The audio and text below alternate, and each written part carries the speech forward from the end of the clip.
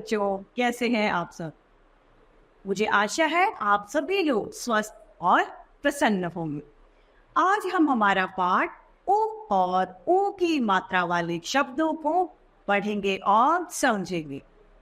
जो ओ की मात्रा है उसका उच्चारण थोड़ा सा छोटा होता है और ओ की मात्रा उसके उच्चारण में थोड़ी सी ध्वनि लंबी खींची जाती है।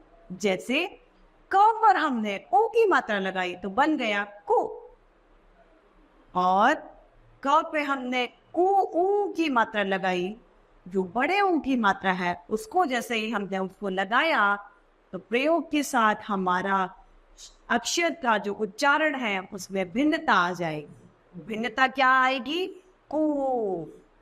उदाहरण के लिए जैसे कुत्ता, तो वो छोटी ऊ की मात्रा है ना, क्योंकि हमने उसका उच्चारण को ज्यादा लंबा नहीं खींचा। तो इसी हम ओ और ऊ की मात्रा को इस पाठ में विस्तार से देखें। आइए देखते हैं। ये हमारा पाठ 5 ओ और ऊ की मात्रा वाले शब्द। पहले हम ओ की मात्रा को देखेंगे। इसकी मात्रा इस तरीके से लगाई जाती है। इसमें हमें एक पुल दिखाई दे रहा है चित्र में। कैसे करेंगे? प है एक व्यंजन हमारा, प के साथ जैसे ही हमने ओ की मात्रा का प्रयोग किया तो फलस्वरूप हम इसके उच्चारण को क्या करेंगे? पो। और हमने इसमें ल जोड़ा तो पूरा शब्द हमारा बन के आएगा पोल, पुल।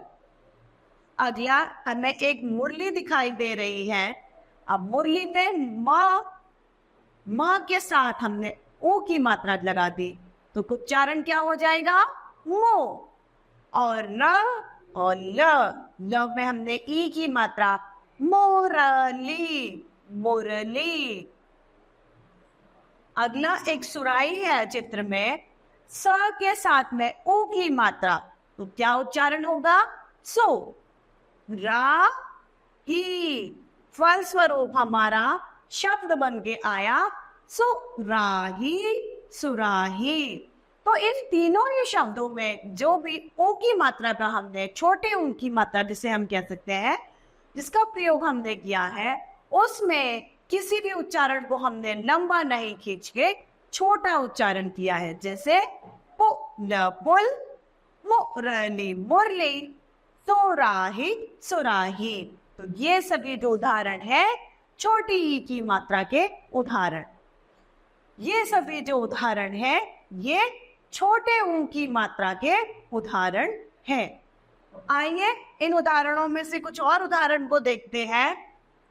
सर्वप्रथम है दून, दोन, तुम, तुम, चुन, चुन, मुन, मुन, मुन, मुन, लुटिया, लुटिया, चुटिया, चुटिया, बटुआ, बटुआ। इन सभी शब्दों में हमने छोटी ऊ की मात्रा का प्रयोग किया है।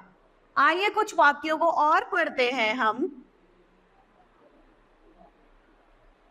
चुन, चुन, चुन, चुन की गुड़िया, गुड़िया की शादी हुई।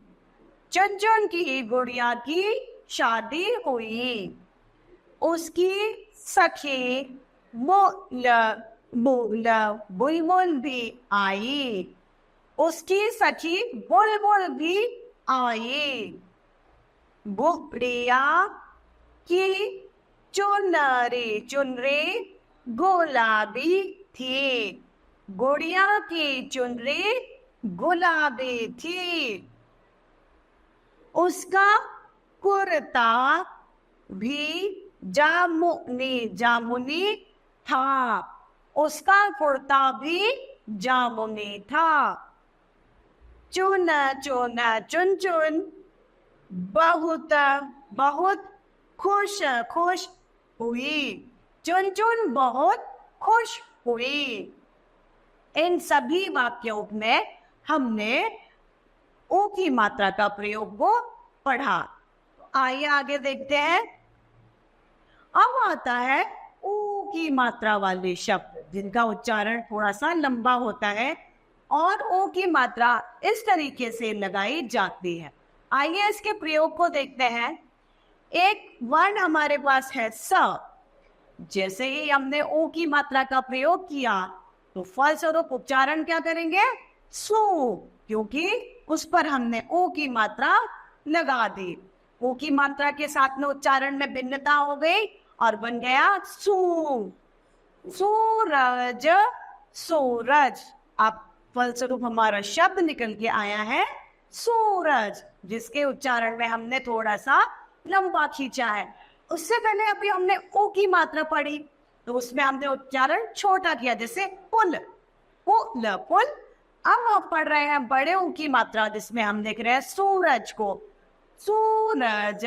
उसका उच्चारण हम थोड़ा सा लंबा खींच रहे हैं। अगला हमें एक चित्र में मजदूर दिखाई दिया। मजदूर कैसे लिखेंगे?